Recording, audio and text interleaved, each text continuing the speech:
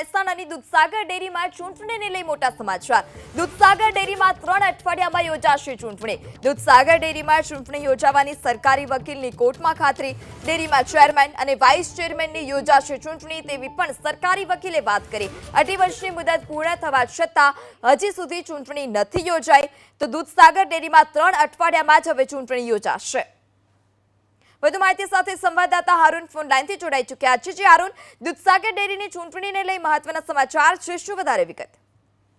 મહેસાણા દૂધસાગર ડેરીના ચેરમેન અને વાઇસ ચેરમેનની 2.5 વર્ષની ટર્મ પૂરી થઈ તેમ છતાં ચૂંટણી નથી યોજાઈ, જેનો 1 વર્ષ કરતા વધુ સમય વીતી ગયો હતો। જોકે આ મામલે સ્થાનિક શંકરભાઈ રબારી નામનો વ્યક્તિ હાઈકોર્ટમાં ગયો હતો ને તે મામલે અરજી કરી હતી ને આ ચેરમેન અને વાઇસ ચેરમેનની ચૂંટણી યોજવા માટે હાઈકોર્ટમાં અરજી કરવામાં આવી હતી, જેને લઈને સરકારી વકીલ દ્વારા હાઈકોર્ટને ખાતરી આપવામાં આવી છે કે 3 અઠવાડિયાની અંદર ચેરમેન અને વાઇસ ચેરમેનની ચૂંટણી યોજાઈ જશે।